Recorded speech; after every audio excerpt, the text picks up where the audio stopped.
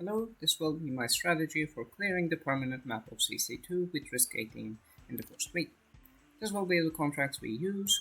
These are mostly standard, costs, risk 3, step special snipe contract, as well as triple caster and specialist cost are the two important ones. For the squad, the core DPS will be formed by Torns, skill 3 and mastery 3, Lapland, skill 2, mastery 2, as well as Angelina, skill 3, mastery 2. Angelina's masteries are not too consequential, but mastery 1 at minimum should be enough.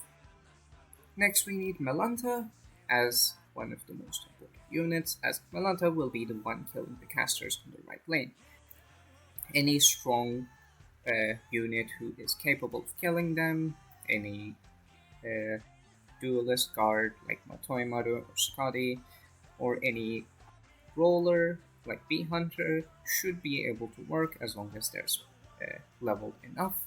Or you can just use a strong enough vanguard like a bagpipe or a properly leveled Vigna in Melantha's place and should be enough.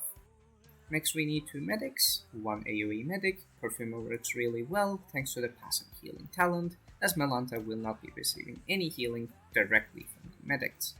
That's why Angelina's passive E2 talent also works really well with the health regeneration for Melantha.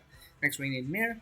Myrrh works really well as well thanks to the extra target she gets on every attack every now and then. Now we need Myrtle for DP generation, Hoshiguma or well any defender for tanking fast. Hoshiguma is especially good thanks to skill 2 returning some damage to fast, and as my squad lacks DPS in general, every little bit counts. And finally we need two quick redeploys. First needs to be Gravel, and this is skill level 7. Probably 6 is the minimum at which Gravel can survive the 2 hits from the Red Avengers, and this is what you need. If the level is higher, obviously the skill level can be lower and be enough. And finally, Yato, and Yato is kind of an MVP in the squad as the cost doesn't get increased by the specialist caster cost contract, as Yato is a vanguard, and the deployment time is just enough.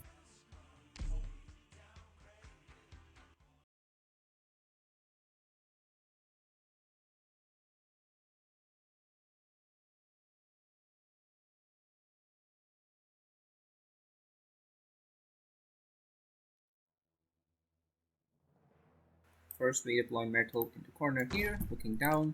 Myrtle can go pretty much anywhere, here, anywhere. She will not get attacked by anyone or blocked by, or block anyone rather.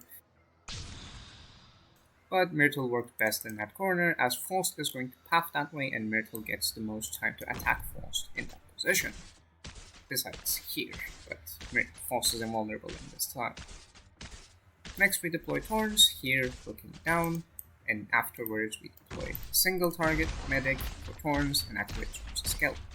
Next will be Lapland behind Thorns looking left, and Lapland will be the main unit providing arts damage against the heavy defenders. We deploy Lapland, wait for enough DP to deploy Perfumer right in front of Myrrh, because Myrrh alone cannot keep up with the healing for Thorns against the Arts Guards. Next we simply activate Thorns and lift Myrtle, so we can deploy Melantha right in front of Myrtle herself, and let the skill charge as quickly as possible. Lapland proccing will clear out pretty much this entire wave. Next we deploy Angelina, 2 below Thorns looking up, and this range is very important for slowing down a lot of enemies, especially as well as dealing with falls. Well, finally, we simply wait for enough DP to deploy Hoshiguma between Thorns and Angelina, so both the medics have range to heal Hoshiguma, otherwise she will fail to tank falls. Activate Melantha's skill if she gets ready, so you can save a bit of her HP, otherwise it does not matter at all. Now we start counting force shots. Once this enemy crosses this tile, this is the fourth shot, you want to be deploying gravel, activate Myrtle as well for some extra DP so you don't have any problems.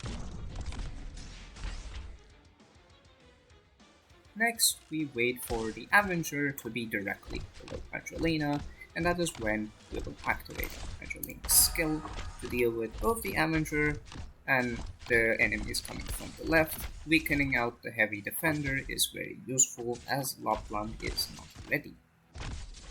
Fourth shadows come through, so we put Yato down to bait out force shots. We wait for the shot sound, and then deploy retreat Yato. As seen, Angelina managed to finish off the heavy defender, which is very important. Next we'll be waiting for this red Avenger to come out and stop here. At the same time, False will begin his fourth shot, which is the timer we need to deploy gravel and push the red Avenger a bit further away. The DP cost is not too consequential in this squad, as you still have Myrtle here to deploy regenerate DP. Gravel's timer is what you want to be using as your shot counter while Gravel is on cooldown. When it's at 5 seconds, False will begin his fourth shot, and that's when you want to deploy Yato once again. Retreat Yato. You do not need to worry about the defender because Lapland will proc, you only wait for Angelina to deal with this Avenger. Once this Avenger enters Thorns' range, activate Angelina.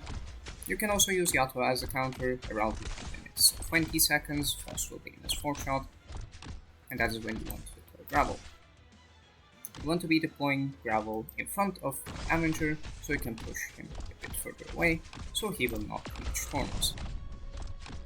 If his skill activates too quickly because you did a bit too much damage to him, do not worry, Gravel dying is not consequential. This Avenger will die, and for the next one, you simply do not touch him at all. You want him to be entering Thorns' range as early as possible.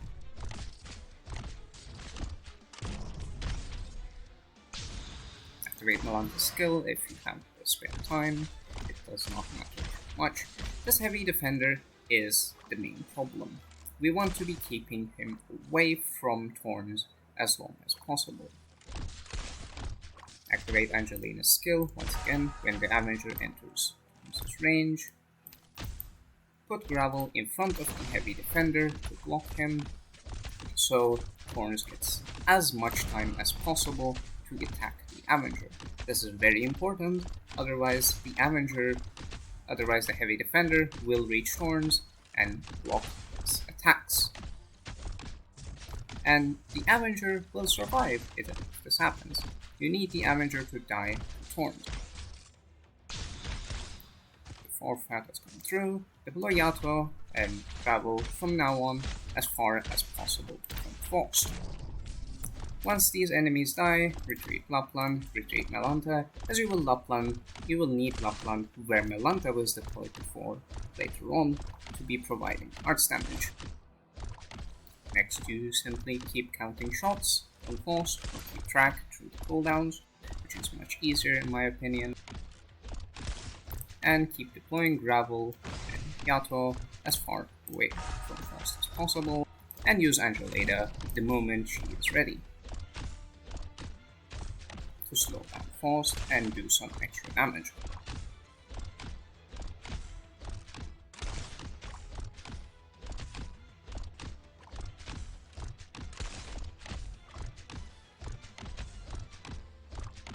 Shot has come through, we deploy Yato as far as possible, and simply wait for the shot to go through, wait for the sound effect, and retreat. False will take a few more shots from Thorns before going out of his range, and this is not too important. You simply wait for Lapland's cooldown while keeping False busy with your quick redeploys.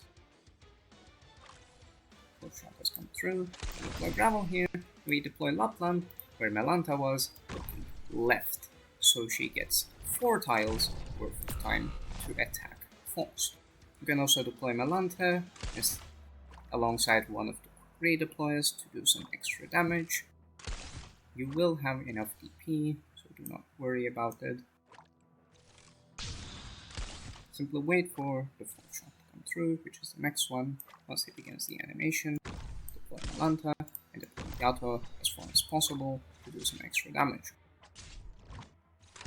Wait for the shot to come through.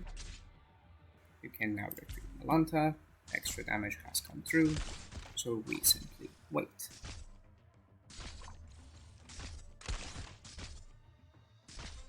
Remember 20 seconds, Yato, so you can deploy Gravel. One more shot. And now we deploy Gravel as far as possible. Now the bottom left corner is actually further because Faust has walked up. Wait for the shot sound and retreat. Lapland will proc and provide just enough damage that Faust should die during the skill cooldown. Do not activate Myrtle anymore as you want her to be doing damage as well. Even though it is not all that valuable, you will be killing Faust with Lapland's skill, just about 1 second left, and that will be the Risk 18 clear of week 1. With a rather underleveled squad using correct units.